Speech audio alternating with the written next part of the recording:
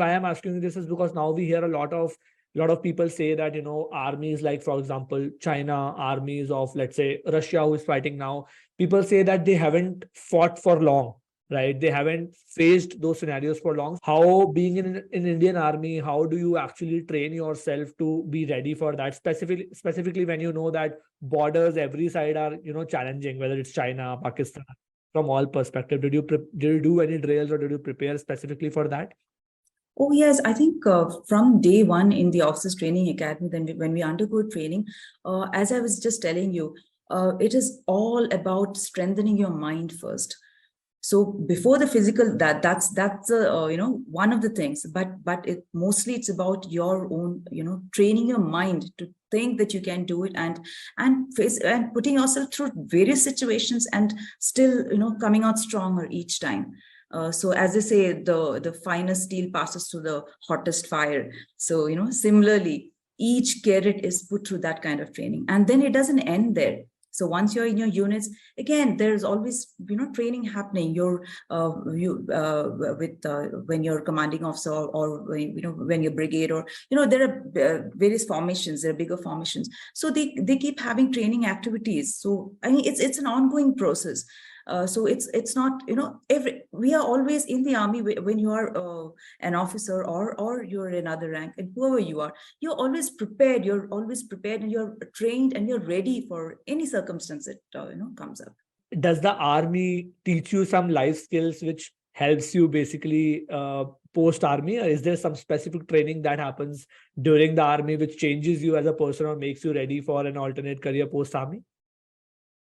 Yes, you're right about, everyone's doing well. So I feel very proud to say that when I look around, my own course mates, and, whoever has been in the armed forces is doing well. And I think it's just a mental makeup. I think, okay, now my first innings is over. Now let me, get ready for the second innings. It's about a preparation, and it's about the mental makeup of, okay, this is how I prepare. This is how I'll do step by step. There's a lot of organizing, and that discipline that they have attained being in an armed forces officer, that also comes into play. Then obviously they are upskilling themselves. That usually would happen once they are out of the uniform. Then they also undertake a lot of courses, and they know what the market requires, and then they gear up for that.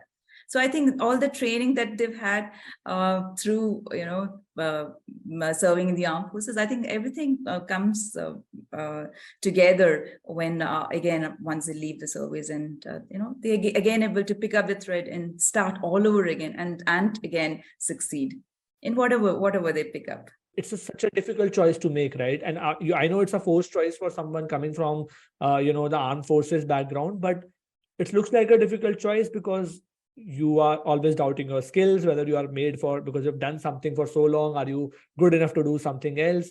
Looks like that it's more about the mind and the discipline to me, actually. Yes, it is. That's what I think we discussed. Yeah, it is just about making up your mind. Okay, now my service is in the armed forces is over. Now I'm taking the next step. Let me look around and learn how things are being done. And they're quick learners also. So they understand, okay, now so-and-so course I need to do if I need to get there. And another one, a very important thing I must emphasize here is there's a very strong network. There's a very strong network, everyone supports each other. So the moment you know that someone needs help, or someone may have some doubts as to what should I do next, or what course should I do, or where should I go, or where a certain course will be done well, a lot of things like that. So there's always a very strong network of the Fauji's who will always help out and say, okay, do this now. Or sometimes there's a lot of hand holding. What I'm trying to say is, it's not the crab mentality. It's not about pulling each other down. It's about lifting each other up.